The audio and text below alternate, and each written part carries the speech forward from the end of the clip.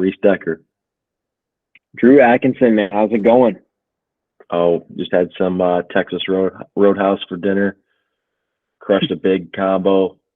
Feeling real good right now. That sounds incredible. We made homemade flatbread pizzas tonight, so not quite Texas Roadhouse because that's a different level, but you can't beat wife's home cooking. You can't beat it. No, I wouldn't pass up flatbread pizzas either. Those are underrated, one could say. Yeah, wife did a good job. Always proud of her. But what's going on in your world, Drew? What's going on over there? Well, last I heard, this coaching carousel was turning over like the wheel of a tractor. Yeah. It just keeps on trucking. Maybe it pops, but you put the tire right back on and keep trucking, right? Maybe sure. we get some news. We get off track, but we get right back on track, right? It keeps spinning. It certainly keeps spinning. We got some breaking news tonight, Drew. You want to talk about the breaking news from this evening? Breaking news from this evening hurts me a little bit as a Wolverines fan, as you can see. Jim Harbaugh to the Chargers of Los Angeles. Yeah, this one hits home a little bit. As you know, he's been with Michigan 9 years. He started a little rough, restructured the contract, got his full recruits in, and won a national championship. And it's always amazing to see your team take home the ultimate prize of a college football playoff championship. So that was ecstatic. I'm always going to be thankful and indebted to him for that. But I think going down to LA is good for him. He had great success with the 49ers, played his brother in the Super Bowl. He's made it to that biggest stage, and I think he sees Justin Herbert as a quarterback challenge, similar to how he saw J.J. McCarthy. Honestly, similar quarterbacks, beside the point that Justin Herbert has a much better arm than J.J. McCarthy does. They're both very athletic overall. They can move pretty well, but overall they hit their targets. They rack up the passing yards, and they bring a positive boost to that team. So I think Jim Harbaugh definitely sees that as a goal and something to accomplish. Being a former quarterback, I think he wants to go in there and nurture and work with this quarterback to get Justin Herbert to honestly where he should be, where we saw him in his early season. That might have been his rookie year, if I don't remember correctly. But when he was really going off and balling out, Harbaugh's going to try and get him back to there, and LA might be bumping in a few years. But overall, I think we're good. Sharon Moore back in Michigan. I think the boys were playing for him. They know he's a culture guy too, so that'd be a good hire for Michigan. Obviously, a little bit of a rebuilding process there, losing a lot of guys to the draft, losing probably a good amount of coaches here. I don't know if Harbaugh's going to take any with him to the NFL, but we'll see. That's your breaking news.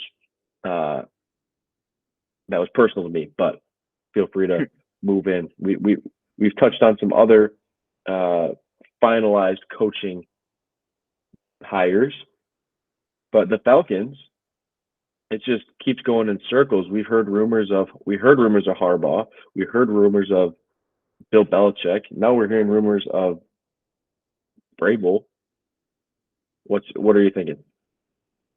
Yeah, I mean, this is one of those the Falcons, and we'll get to the Seahawks here next. I mean, they're both kind of in the same spot where it's really stagnant. There's not been a whole lot of movement in terms of labeling finalists. So obviously the Falcons were the number one landing spot for Bill Belichick, seemingly. But and even more interestingly, they're the only team that's really marked Bill Belichick as a candidate. So the Seahawks, the Commanders, and the Panthers don't really they have not interviewed him, and they don't seem to plan to. And it's pretty interesting going into it because it seemed like the Commanders and the Falcons would have been the top two landing spots. And obviously, everybody labeled the Cowboys as a landing spot for Bill Belichick, and that never happened because Mike McCarthy was announced that he will stay. So Bill Belichick is, in our minds, the front runner, but Josh Kendall of The Athletic said he doesn't see the Falcons naming the coach anytime soon, and this is one of those that could drag to after the Super Bowl, which is pretty interesting. So Mike Vrabel is interviewing there right now. Jim Harbaugh was supposed to be there today as well. Obviously, he's named the Chargers head coach. He canceled that interview this morning. So, yeah, it'll be very fascinating to see what the Falcons do going forward. I would still imagine that Bill Belichick is the leading candidate, but it doesn't seem like they have a whole lot going for them. Absolutely. Question for you, kind of coming off that.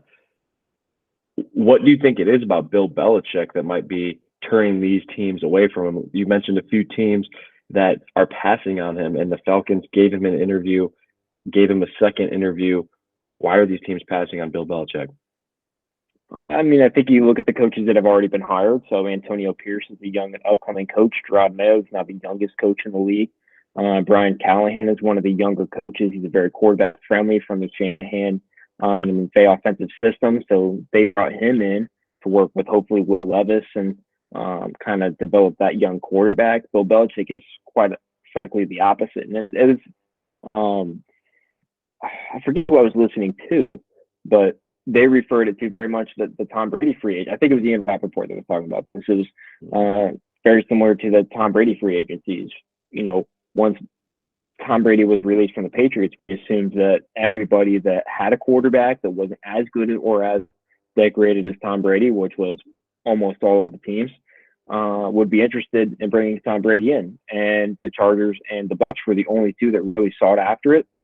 The Colts were another team, and they kind of had to pop out of Frank Reich was their coach, and he had worked with Phillip Rivers, and Phillip Rivers, another Hall of Fame quarterback, brought in. But everybody else was in a spot where they just thought they didn't want to be with Tom Brady for 1 or 2 years and then be stuck in the mud again. So I think a lot of teams are viewing that the same way. As Belichick's 14 games away from becoming the all-time winningest coach, and the assumption is, whether true or not, is that once he gets those 14 wins, he's out the door, he's going to retire and walk off into the sunset. So very few teams would be in a situation that would be able to do that right away and also be in contention to win a Super Bowl, because they can win 14 games, but if he can make those 14 games a Super Bowl, we thought the Cowboys could do that. I personally think the Falcons are a team where he could do that. I think they're a heavily underachieving team. They go get a player like Justin Fields or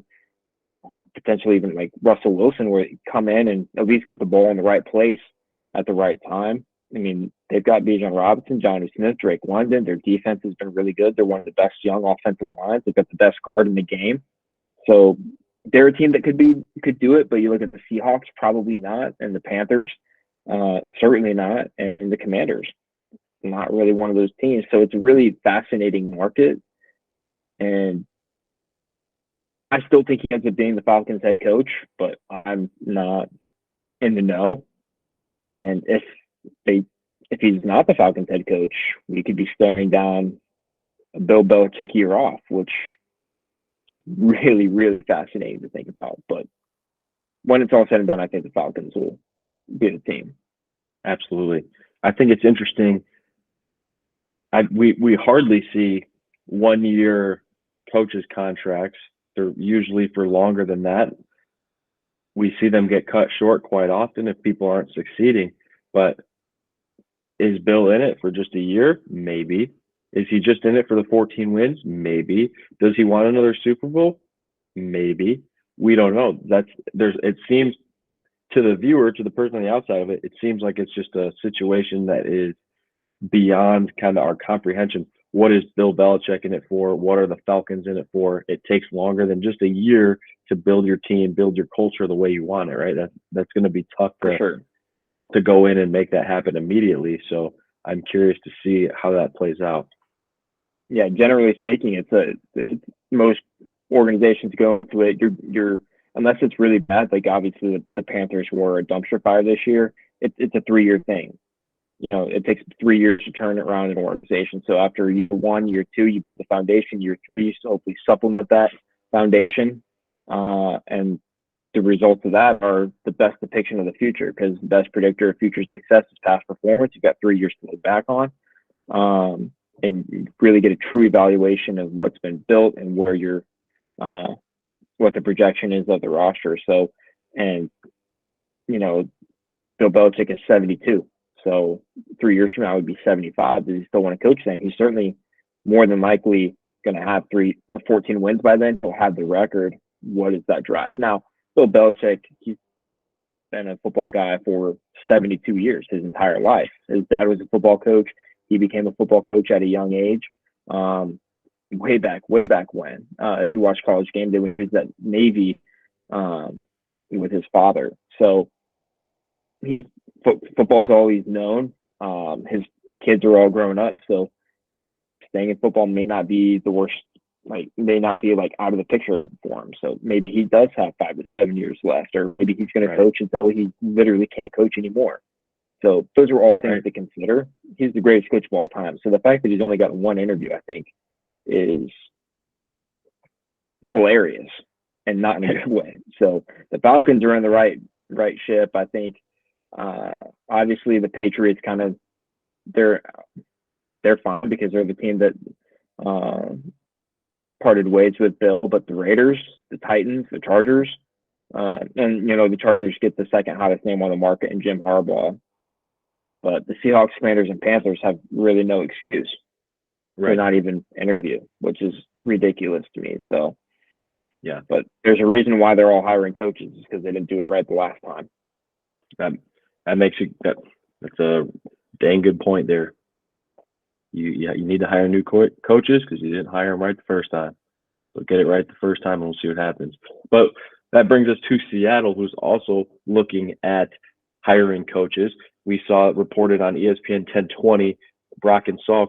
There's not a clear front runner. It was believed to be Dan Quinn, but there's no clear front runner in Seattle either.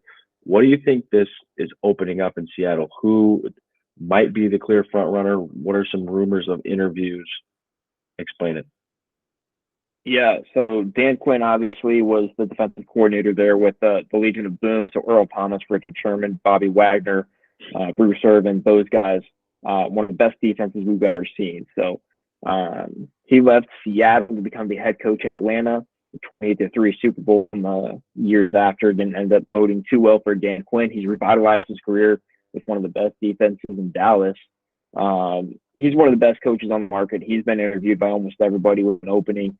So he's currently deemed the front runner, but as we learned today on the radio from Tom Pelissero, who's one of the best insiders in the business, is that they don't really have a clear front runner. So Raheem Morris, the defensive coordinator for the Rams, who's a very hot candidate. He was last year. He's been this year.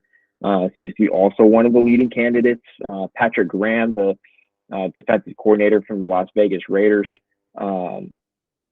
is a really, really strong candidate. He's one of the lesser known candidates, but the Raiders defenses was one of the better units in the league, obviously working alongside Antonio Pierce, who has now earned that head coaching job with the Raiders.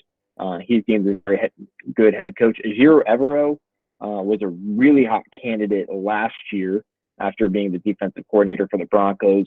After the staff change there, Sean Payton decided not to retain him, so he ended up coming following Frank Reich to the Carolina Panthers and working with that unit.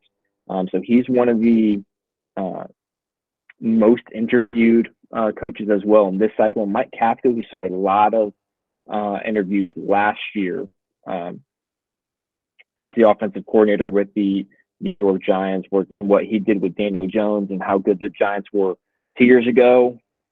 Their lack of success this year made him a less popular candidate, but he's still one of the, I guess they don't have finalists, but with how few people they have interviewed, he's in pretty good standing for that Seahawks job. So it'll be fascinating to see how that one goes. But Pelissero said on the radio today that this is also one of those coaching searches that's going to be very thorough. And they're not necessarily going to go for the hottest name. They're going to go for who they believe is the best fit for that organization. And they're an organization that has had a lot of success over the last couple of years over multiple different regimes. So they know what they're doing. But they were not in on any of these hot coaches, including Mike Vrabel, who's still one of the top available head coaches. Right. Right. And from what it sounds like, we talked about this in our last episode. Why not extend the hiring cycle to after the Super Bowl? Looks like we're going to get some of that this year, which could be electric. That means more football.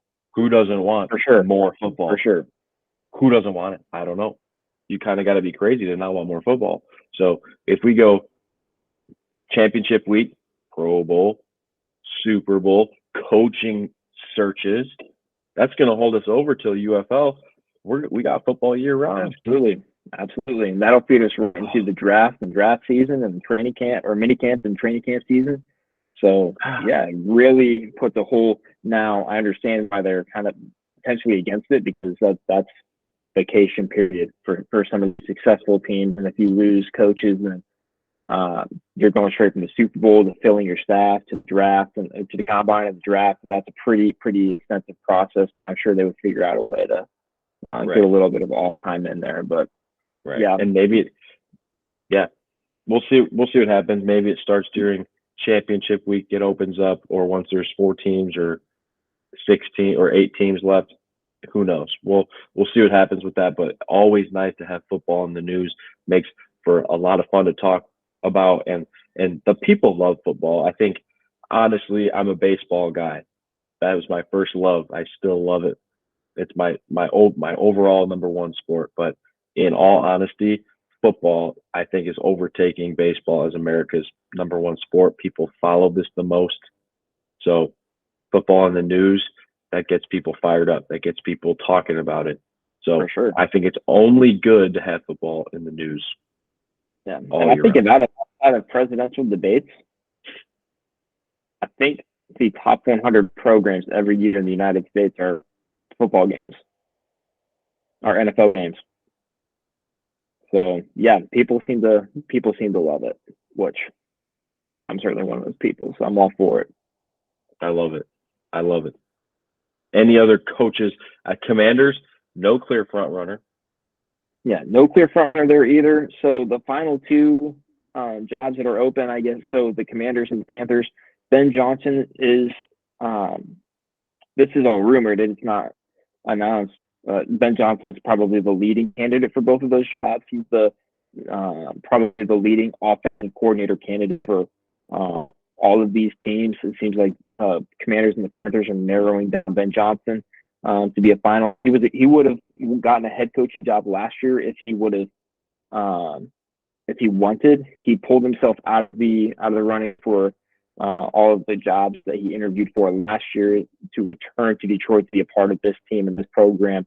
So he's the front runner for both of those organizations, specifically the Panthers, because they were a team that specifically targeted him last year. Obviously, they didn't. He pulled himself out, so they got Frank Reich. Bobby Slowick is the offensive coordinator for the Houston Texans. That's the job that he's doing with C.J. Stroud, also from the Shanahan McVay system, because he followed D'Amico Ryans over from the 49ers, working directly with Sean McVay. Also worked with Sean McVay way back when him, LaFleur, and Mike McDaniel and all those guys were coaching with the Commanders as assistants. So now potentially going back there as a head coach would be an awesome job. So those are the top 2 guys for the Commanders job. Raheem Morris, Anthony Weaver, Aaron Glenn, Dan, Mike McDonald have all interviewed for that position as well, but they have not come out and labeled any finalists. So that's just all us reading into that job. But Bobby Slowick is certainly, in my mind, would probably be their number one choice. The Panthers job is what I think is really fascinating, because we all looked at it as a job that nobody would seemingly want. But Ben Johnson seems to be the front runner for that job potentially. And it's ultimately a really fascinating situation, because they obviously how Dave Tepper has been portrayed in the media may not be 100% accurate. I mean, most of us have no clear idea of who David Tepper truly is.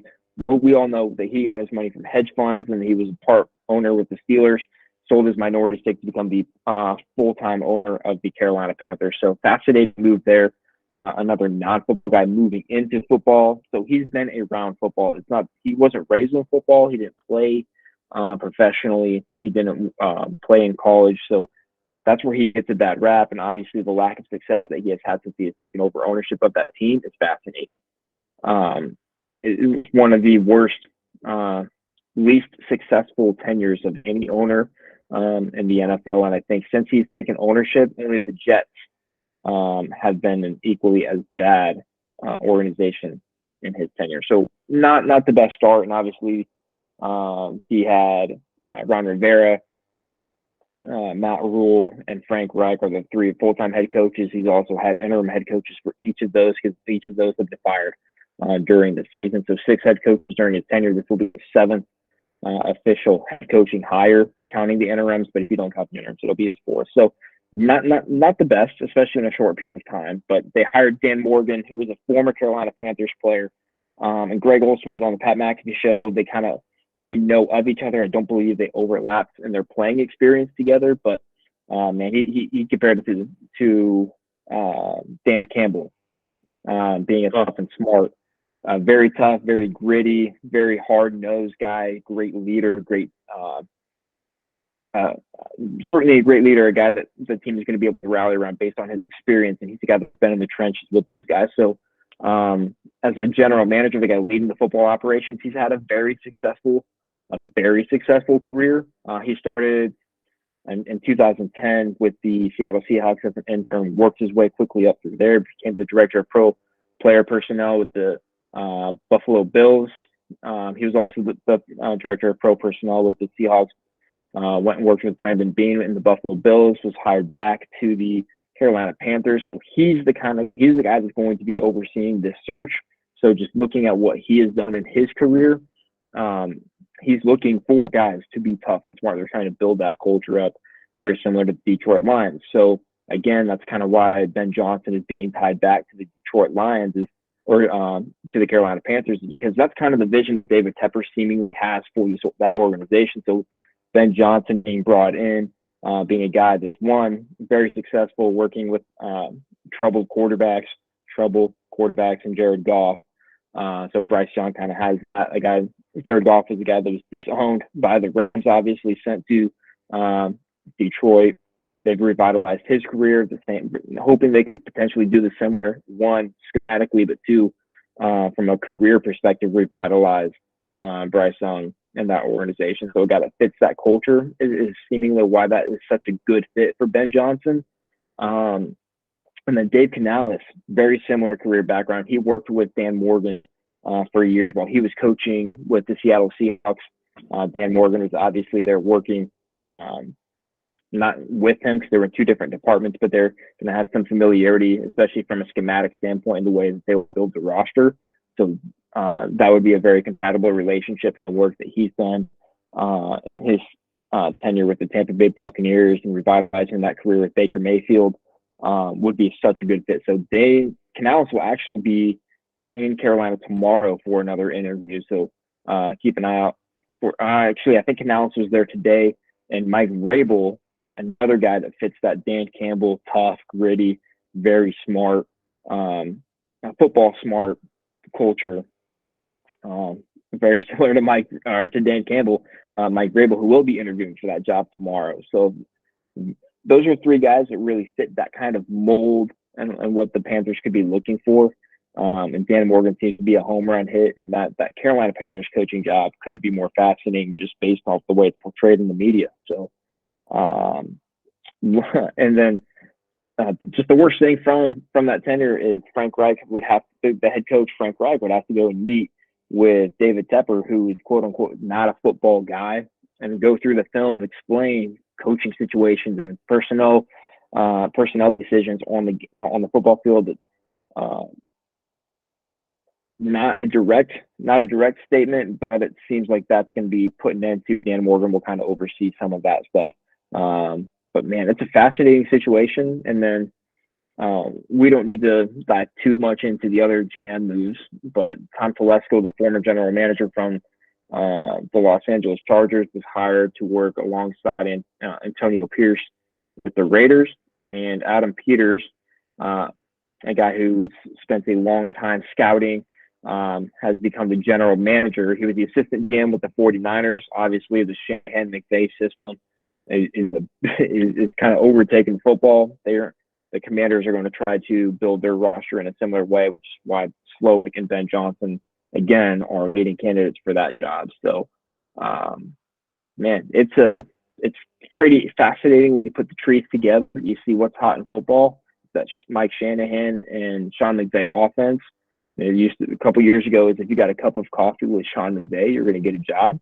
And now it's very similar with or Kyle Shanahan. And that offense, you see the success the 49ers have had, and all those guys are getting jobs. It's a very quarterback-friendly offense, and man, it's kind of crazy. So that's not just getting head coaches' jobs; it's getting general managers' jobs. It's an awesome thing to see. So I'll get off my soapbox now, but it's kind of what's going on in the coaching and GM world. Dude, I know you've always been fascinated with head coaching hires. With this crazy carousel is something I don't think I remember seeing, and I know you're fascinated as well with the front office stuff. So definitely, I'm gonna let you get on your soapbox for that. Being so passionate about it, you bring the energy more than I do when it's front office stuff. But happy to let you jump on your soapbox there. Well done, my friend. So, well, I'll dumb it down real quick for the people in the back. Drew, if I was a really, really good head coach, and because you're my friend, you're definitely getting a job. And you would be getting yourself you would get yourself a head coaching job. So it's kind of how it works. Yeah, I could see that. I mean, I'd pump air into people's helmets if they needed it. Well, I would hire you if I got a job. I don't think it's going to happen, but if I do, you got a job. Hey, we both have football coaching resumes that yours is has a little more depth to it, but we both have a resume coaching. Look, doesn't matter where you start. About who you know. 1-6, baby. 1-6. It's all right. We're growing from a head of tough group. You got one. Hey, fun fact: Dan Campbell, 1-10 his first year, 1-6. I believe he started how he started his second year. Now he's playing the NFC Championship game. So it's about building that culture first. Process and culture, baby, all the way. Yeah, we were laughing at Dan Campbell 3 years ago. I personally, actually, I can't confirm nor deny, but absolutely love his personality. So, yeah. But yeah, people were laughing at him, and now he's proven everybody wrong, and he's been true to himself the entire way. Which absolutely. Is, again, Ben Johnson's such a hot candidate. Absolutely. And I know we've been talking about this laughing thing. People that make people laugh. People love people like that, right? People love to laugh. People love to laugh. That's what makes life enjoyable, right? It's not a good day if you don't laugh. So this is going to bring me into my grit minute. I listened to this podcast earlier on my drive from dinner and from work. Little split combo there. My grit minute, I'm going Jason Kelce. Surprising. Why? I don't know. We'll see in a second. Jason Kelce loses to the Buccaneers. Had a mentally physical grind at the end of the season. Both of those brutal. He said it in his podcast today. It was a mental and physical grind at the end of the year, but he flies to Buffalo. He said Lake Erie was giving him chills. He jumps into the Bills Mafia fandom. He's at the bar. He's with Bills Mafia. This is another AFC team. I know he's in the NFC and the NFC East, but tell me he's not a great brother for flying to Buffalo to support his brother. He hops out of his booth with his shirt off and a cold brew hop, and he helps this young girl who obviously wants to see Taylor Swift. I think she had a Taylor Swift sign. He held this girl up so she could wave to Taylor and meet Taylor. Tell me that's not a class act. Cold shirt off. I know you've had a few brews, but come on. This isn't grit for football field grit. This is grit for being a good person grit. All right. This, I went abnormal. I went Jared Goff. You went Jared Goff. I went Baker Mayfield. I was Jared Goff and Jared Goff. Two guys that are just display grit on a daily. Jason Kelsey, he chose it on the football field, but I went for off the field reasons this week. Overall, I think Jason Kelsey for being a brother and being a dude overall. Yeah, Jason Kelsey's the ultimate teammate, whether in the locker room or in the family. He's the kind of guy that everybody can get behind. So that's a great choice, Drew. That's a great choice. And watching Jason Kelsey enjoy a game on Sunday, that was priceless. And I think you get a look into the next 25, 30 plus years of his life. He's going to have a good time wherever he's at. And he's going to be a man for the people, anywhere, anytime. So I love it, Drew. I love it. Well, thank you. It was tough to pick one this week, but we jumped on board with that. Where are you at? Yeah, you couldn't have chosen a better one. So I'm gonna jump on the Jared Goff train. So Jared Goff is remember a couple years ago he was traded first of all, he was benched in the middle of the season. He sat as a third string quarterback. The former number one overall pick. He's the third string quarterback for a playoff game in which he is completely healthy. So, and then that offseason he gets traded to the Los Angeles Rams, he gets traded from Los Angeles to Detroit in the Matthew Stafford trade. And not only did the Rams pay to get rid of his contract, they gave additional draft capital to get him off the books. So they gave multiple first-round picks, and they gave away Jared Goff in exchange for Matthew Stafford. So the Lions received multiple first-round picks and a disgruntled quarterback. And he's a guy that is one of the key foundations to the Dan Campbell resurgence of the Detroit Lions. Now, after going through many difficult seasons in Detroit, they're the number 2 seed in the NFC playoffs. They host 2 home playoff games, get the win against Matthew Stafford, Detroit Lions, against the Tampa Bay Buccaneers. And now he gets to fly all the way to Levi Stadium, which is only an hour and 20 minutes from where he went to high school and where he grew up at Marion Catholic High School. He was drafted number 1 overall by the Rams. He played college football at Cal. Now he gets to go back and do the first thing and play his first conference championship that the Lions have played since 1992. So he's going back to California with the trophy on the line.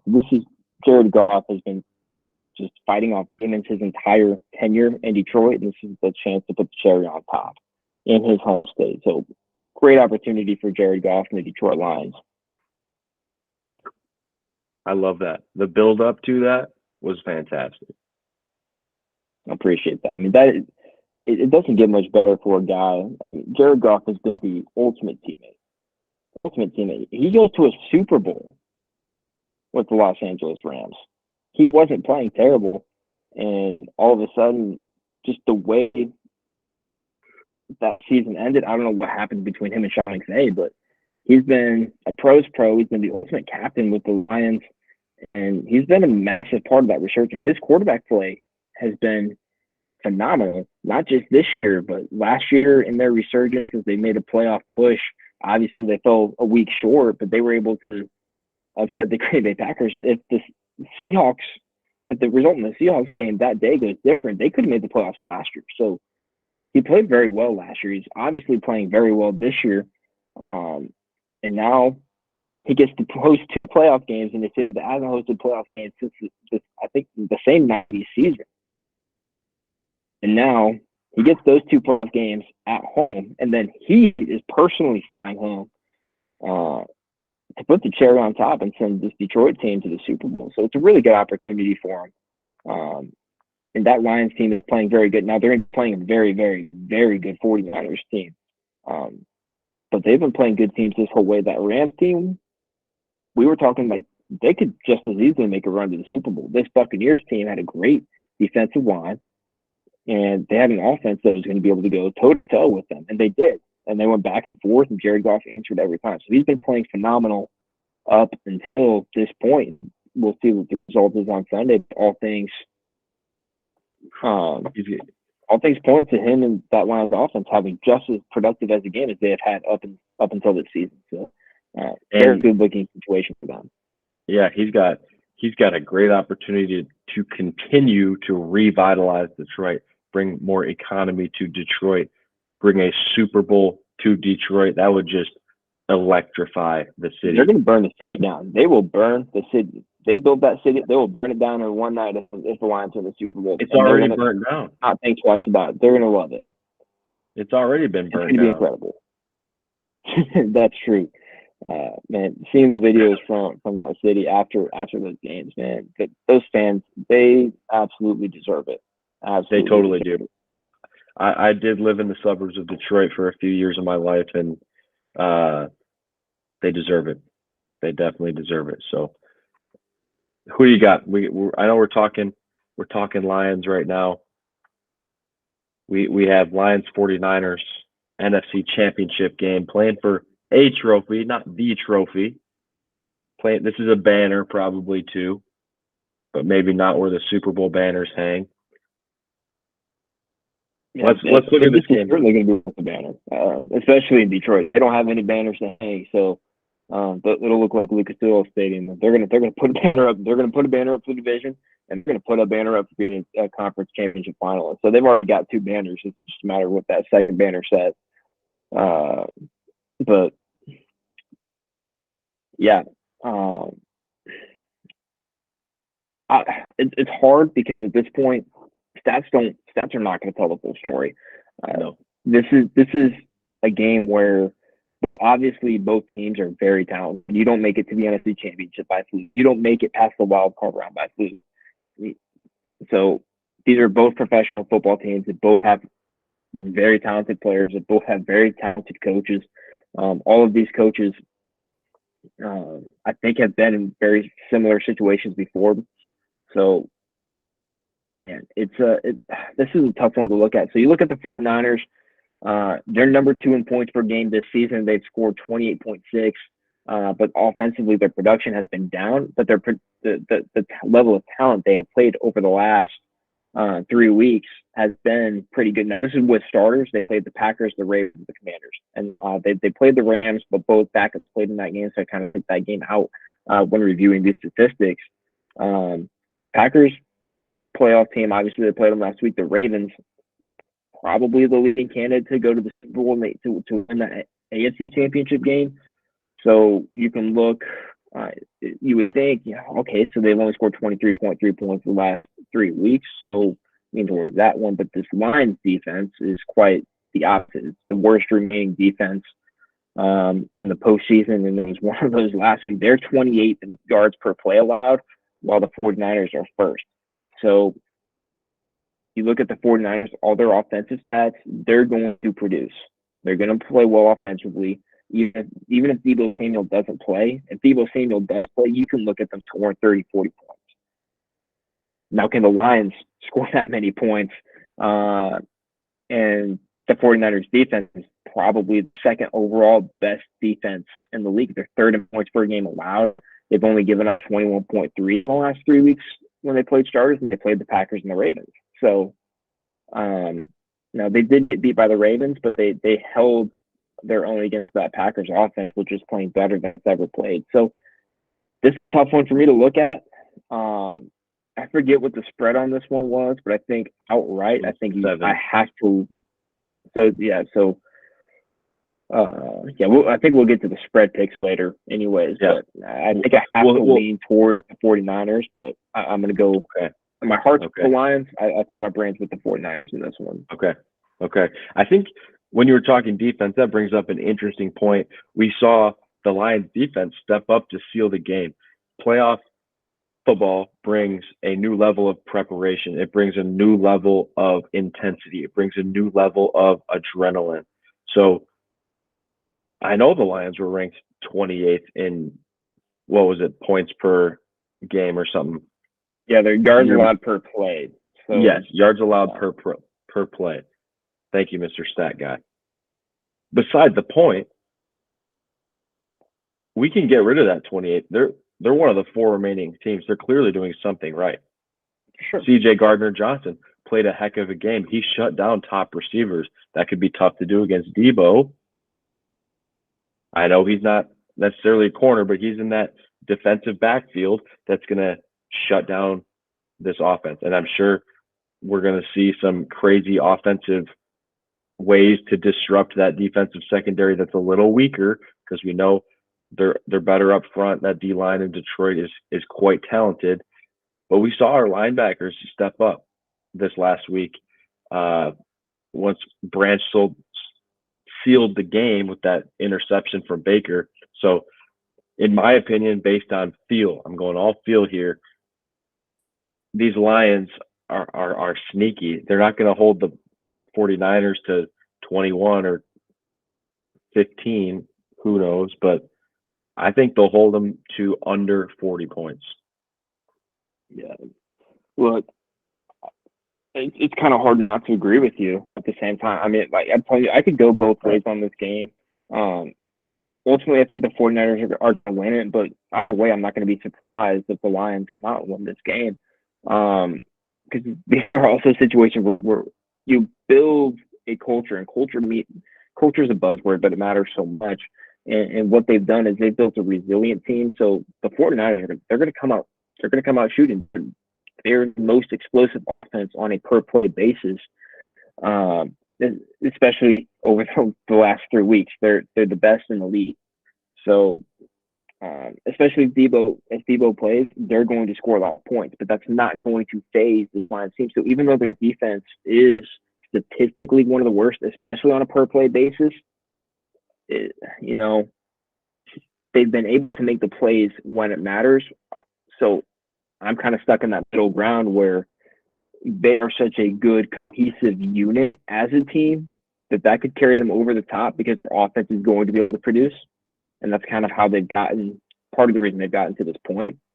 But at the same time, they're also coming up against one of the best teams in the league. So something's going to have to give, whether it's going to be that their secondary is finally going to be exposed at a point where it costs them a game and costs them a championship, or they're going to be able to rally together as they have the entire point of the season, and finally pull through in a game that matters most. So it's going to be a very fascinating game, and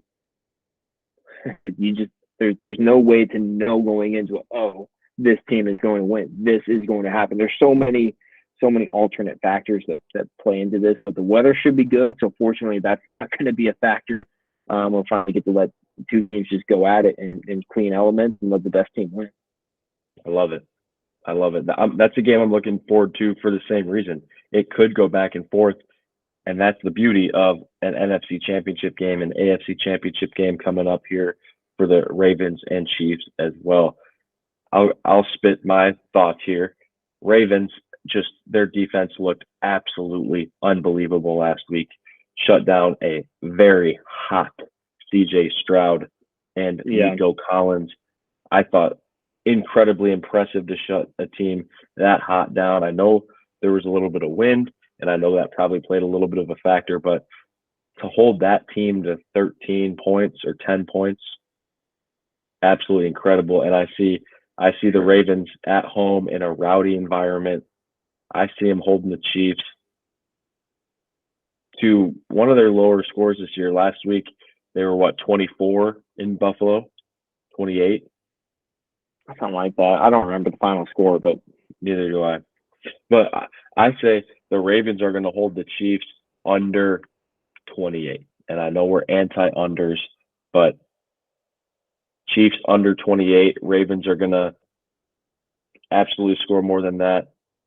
Lamar, he had 4 total touchdowns last week. That is just crazy to me. A quarterback of that value who didn't even spread the ball around to get his other guys some touchdowns. If they spread that ball around to those receivers, Zay Flowers, Odell Beckham Jr., Blake Lively,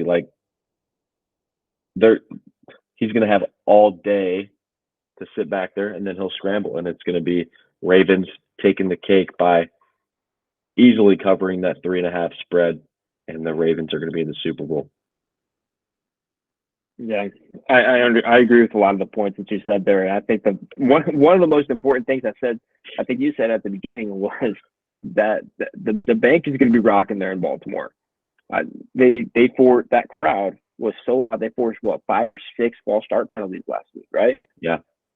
It's pretty impressive, and you don't really think of that being a factor until you get to games like these where you know that stadium's going to be sold out, and they're known to be a rowdy bunch. So congrats to that.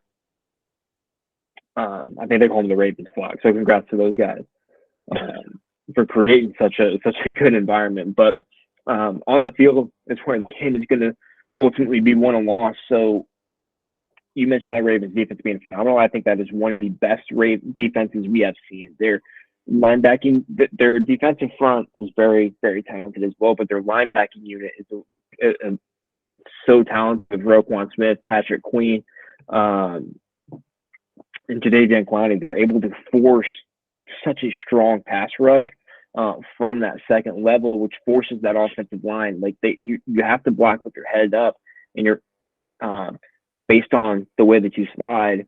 You don't know who's coming. A 3-4 defense, you know somebody's coming, but you don't know who. So it changes the way that they block.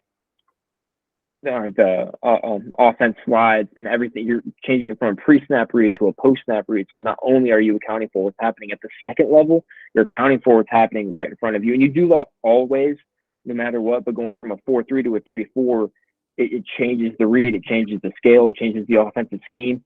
So Andy Reid and Patrick Mahomes are going to be prepared for that, but it's another added element. And when a team is so good at doing that on top of stopping the run, it's a dangerous element to any offense, especially when the games matter the most and when you're playing on the road in a loud environment. You're calling all of those things pre-snap. So I know Ford Field last week was loud as loud as the Jets taking off. I don't know how loud exactly the bank gets, but I know it's loud enough that all that communication that's just an added element that's not necessarily thought about going into these games. So, and then when they're already the best defensive points per game allowed, they're only giving up 16 points a game in their last 3 games for starters. And dare I name those opponents? The Texans, playoff team. Dolphins, playoff team. 49ers, still alive in the NFC Championship. 16 points per game against 3 of the most explosive offenses in the National Football League. That's a pretty fascinating stat. So now they're playing Kansas City, who's 14 points per game. They are 4th, or they're 2nd in points per game allowed. So like they've been able to get by, but now they're playing the Chiefs defense is playing Lamar Jackson and the 3rd offensive points per game. So the way the Ravens defense is playing, what they force an offense to do, an offense is already not super confident in their passing game, their strength is the rush. Man, it's hard to look at the Chiefs and think, man, I know Patrick Mahomes and Andy Reid will figure it out.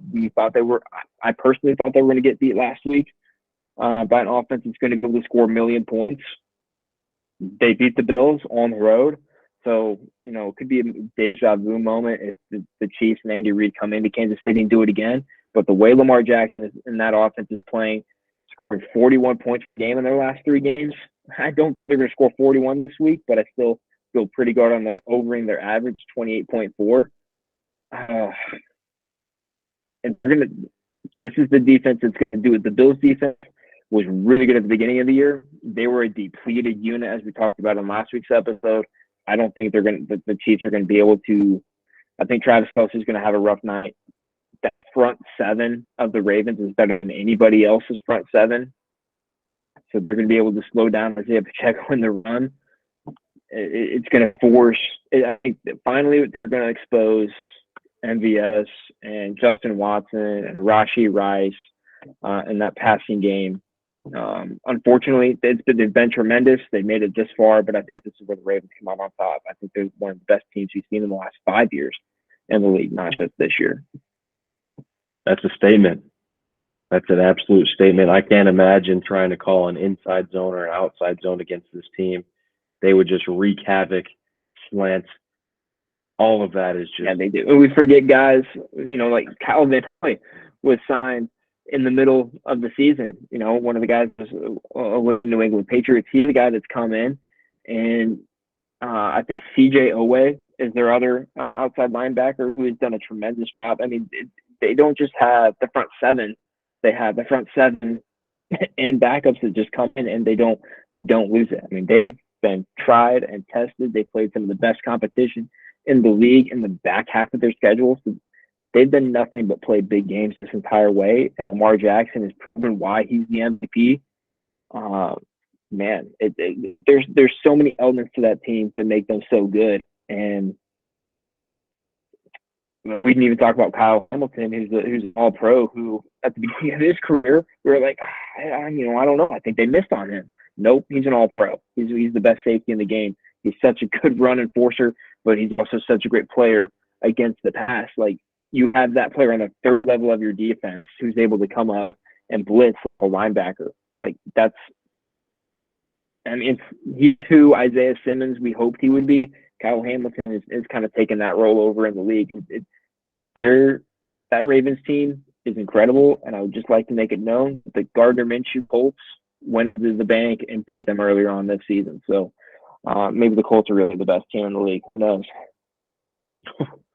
another bold statement out of you, but we'll see how that plays out. Obviously, another fantastic game to watch. This is football you just want to be around and you want to have on. This is absolutely. I'm going to be glued to the TV on Sunday. Glued. Oh, it's going to be an amazing Sunday. I'm glad I don't have anything on the calendar. Maybe I purposely planned it that way. Don't tell my wife. But definitely an exciting weekend for football. Reese, now the most important part.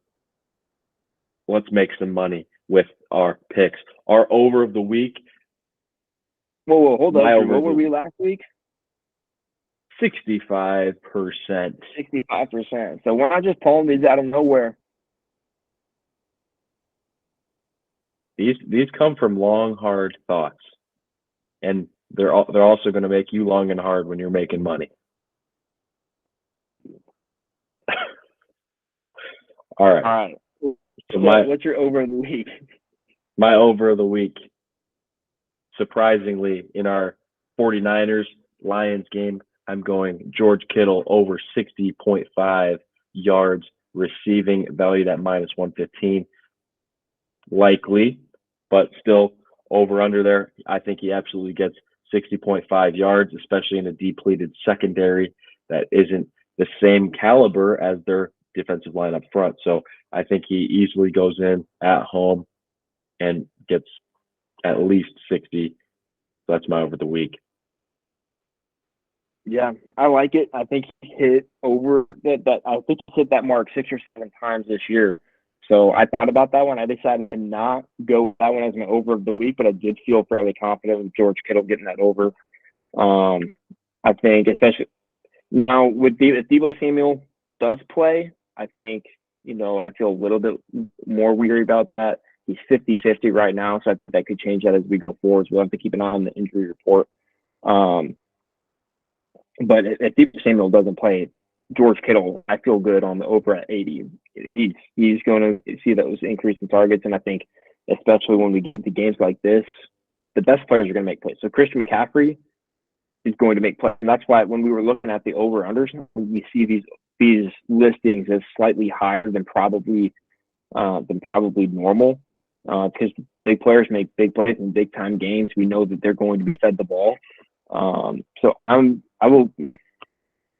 We'll get there in the other bets, but my over the week is going to be the Chiefs and Ravens at over 44.5 points.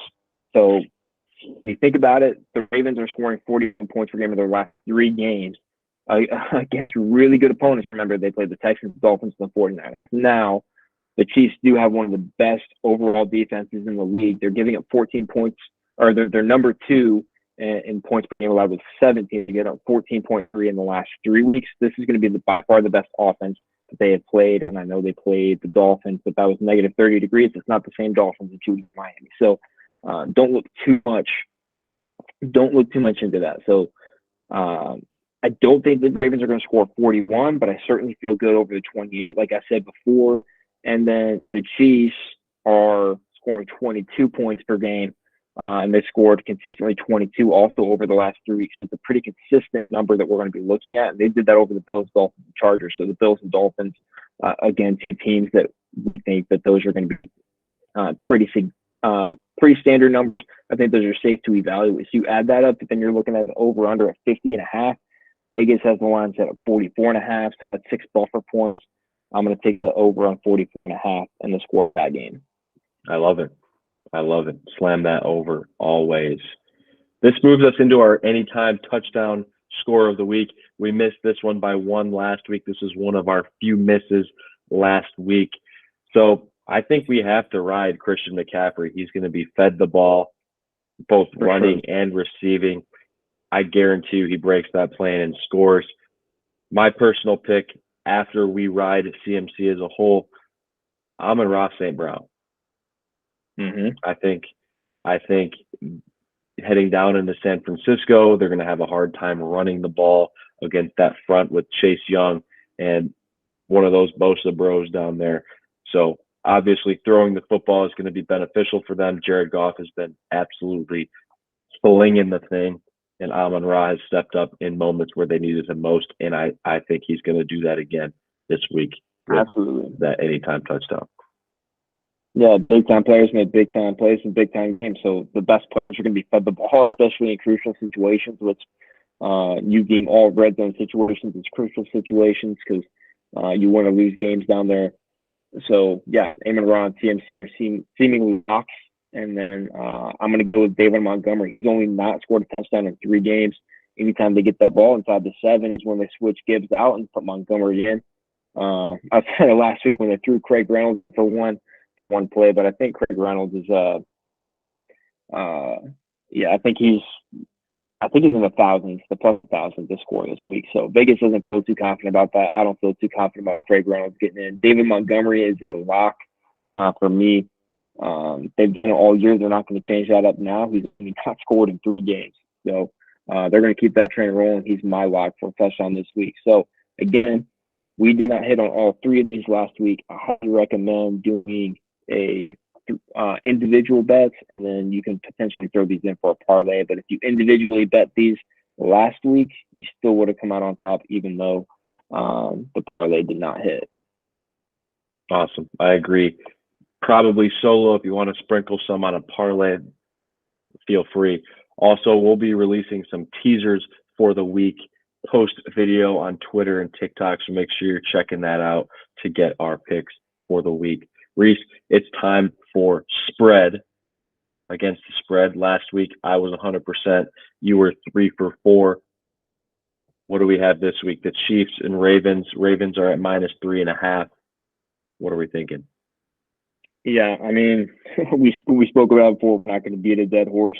The Ravens are an absolute machine, scoring 40 points a game in their last 3 against really, really good teams. I don't think they're going to reach that point again, but I don't think they're going to be able to keep. The Chiefs are going to be able to keep up, mostly because not because the Ravens offense is so good. I think that Ravens defense is by far the best in the league.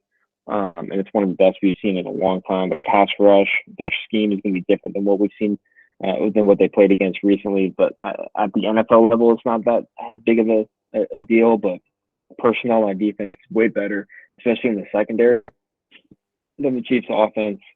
Mahomes is incredible, but so are the Ravens. And we're at a point where it's good on no matter what. And I think the Ravens are better. So I'm going to take the Ravens -3.5, and I feel very comfortable with that.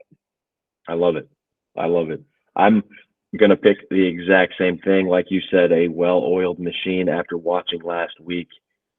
It's hard to go against them, especially with Lamar playing the way he is and the defense playing the way they are playing. So I got to go Ravens -3.5. This next game, Lions 49ers, is at 7. So 49ers favored by 7. I've got to stick with that team in Detroit. Win or lose, I think they cover. I think they lose. Mm, I'm not going to predict the score quite yet, um, but I think they lose by a few, maybe a field goal, last second field goal. Um, so I got Lions +7.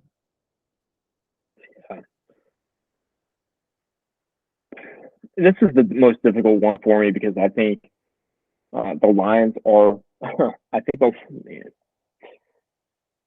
Yeah, I just got to verbalize the thoughts, I guess. I think the Lions are a really good team. Again, I think the fact that they're such a cohesive unit is going to propel them even better than their talent would perceive.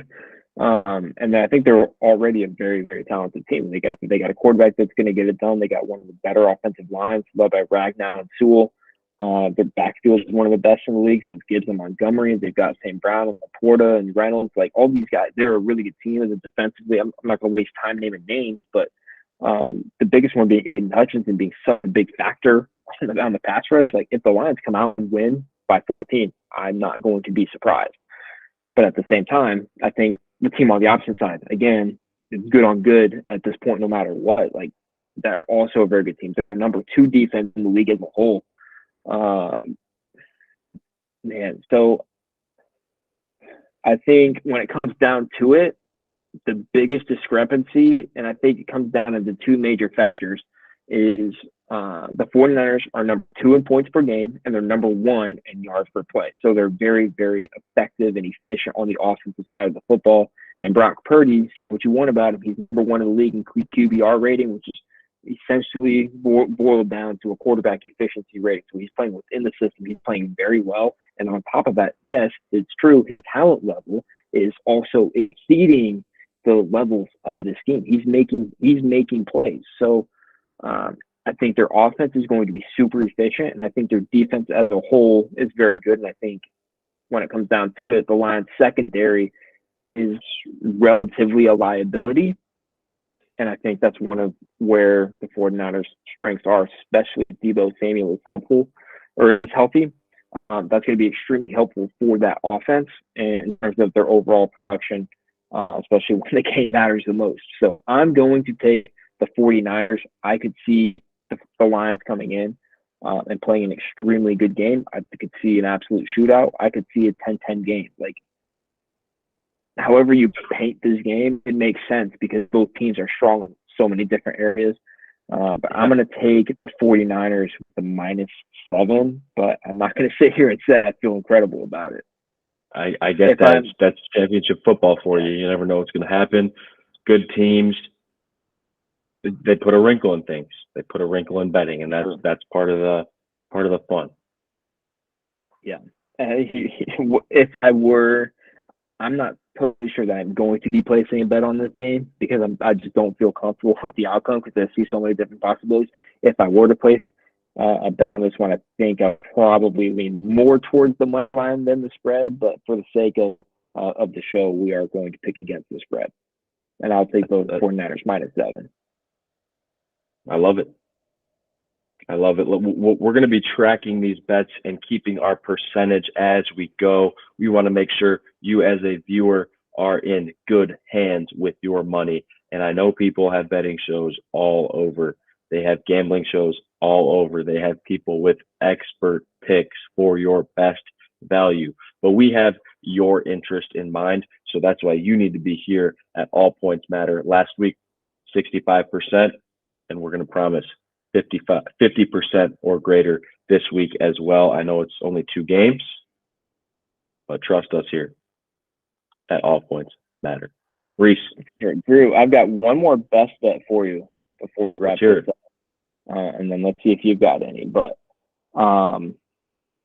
so sticking with the motto, big time players make big time plays in big time games. I'm going to go to one of the old trusty players when the lights are the brightest. This guy always shows up. Odell Beckham Jr., receiver for the Ravens.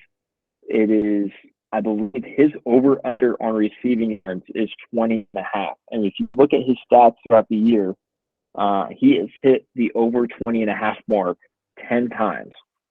So this, and whenever you think of Odell Beckham Jr., you think about him making the biggest plays.